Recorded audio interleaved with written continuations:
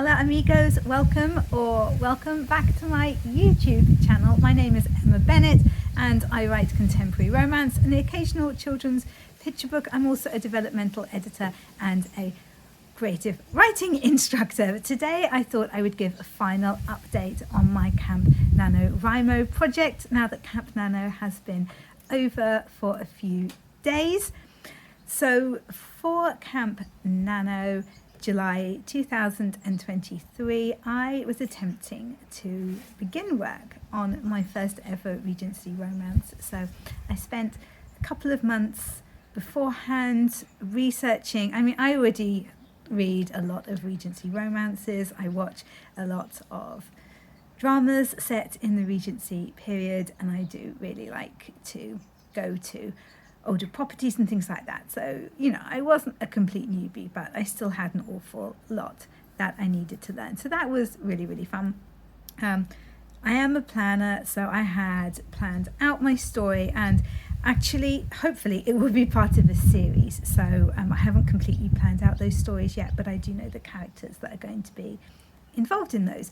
And I started, so I have done update videos like throughout the month, but in case you haven't seen those, this is kind of like a complete update. So I had hoped to start camp really, really strong. On the first day of camp, I was doing like a collaboration live stream event with some of my friends, and that was really, really great. And that was like 15 hours of live writing sprints. So I wasn't part of all of them, but I did try to pop in to all of them. And obviously I did my own writing sprints during that. So I really hoped that I would be able to get kind of maybe 3,000 words on that day. I am not the fastest of writers, so I know that there are plenty of people on AuthorTube who do their 10k days and things like that, but I just don't work like that. So a 3k day would be amazing. I've only done that a handful of times in my life. But basically I messed around. I had a really fun day, but I didn't get nearly as much as I wanted to done. That was fine, except that I had set a 50,000 word target for the month, and so that's a lot of words, especially for a month when I knew that I was going to be quite busy with some other things as well. So I was a little bit cross with myself after that, but like I say, I did have fun. So I then did a bit better over the course of kind of the next week, and I was doing well. I caught up with the word count, all going well, but then I got sick, and I felt so bad that I just couldn't write. So once again, I got behind, but I made the very sensible decision to change my goal. Now, I didn't actually know that you could do that until I looked into it, because I thought there's no way that I'm going to hit 50,000 words, but I didn't want to give up on my project at all. I was more than capable of writing more during the month, just not that much. So I managed to find out how to do it. Apparently you can't do that for NaNoWriMo itself, just for the camps, but I changed it down to 30,000 words, which was much more manageable and meant that I needed to write about 1,000 words a day. And I was like, yeah, woohoo. But let me tell you something, people. Writing historical fiction is not easy. It is not for the faint-hearted. And what I found is that whereas when I'm writing a contemporary romance, 1,000 words might take me a couple of hours, I suppose. On a day, I know what I'm going to write, and I sit down and I'm completely capable of writing it. As I said before, I am not the fastest of writers at all, but one of the reasons for that is that my first draft, when it's completed, is like a lot of writers' second drafts. I don't leave stuff out. I don't leave stuff to look up. I'm doing it all at the time, and I'm also editing as I go along. So there's a lot that goes into it. It isn't just kind of a stream of consciousness that I will then do a lot of editing on. It's a good draft when I'm finished. It takes me a while. These 1,000 words on this Regency romance were taking kind of 5 hours a day sometimes. And I don't really know why that is. I think I love the characters and I love the story, and I was enjoying writing it, but maybe it felt big. It felt too big, and like I wasn't going to be able to do it justice. So what was tending to happen is that I'd be there and I'd be struggling and struggling and struggling, and then it would get to like 10:30 at night, and I'd still only have like 500 words down, and then I'd give myself a talking to and be like, look, you do not want to get behind on your words today, you're just going to have to write. And at that point, that was kind of the kick up the bum that I needed.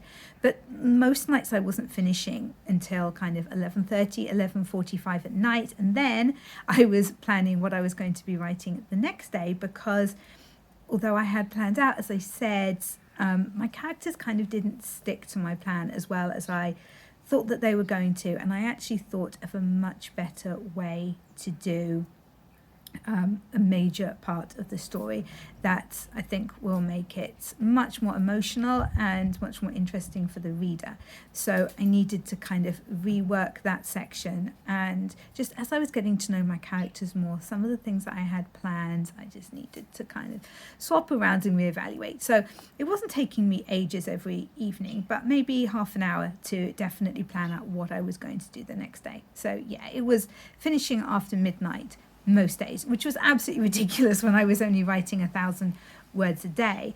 And it did mean that by the time it got to the final couple of days of camp, I was more than happy to finish. Like when I finished on Monday the 31st, I finished, I got 30,016 words. I basically finished off the paragraph that I was doing, and then I just shut down that document. And I went to go and get ice cream, which was delicious. But I won't leave it for ages because it's not finished. It's only like 30,016 words long. And I don't want to leave it so long that I forget my characters and I kind of just forget the feel of it.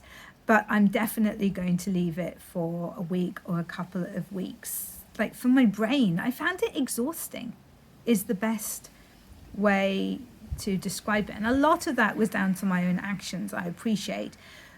But also just needing to write the speech in particular in a certain way, which it's not how I would naturally write speech. You have to think about it a lot more, and the descriptions of the places and of the people, what they're eating, what they're wearing and things like that. It just requires a lot more thought than when I'm writing a contemporary romance, when I'm kind of really carried away with my characters, what they're thinking, what they're doing, their feelings for each other, and there's much more of a flow state going. Whereas with this, it was just so stopping and starting and having to think about everything, and then going back and checking,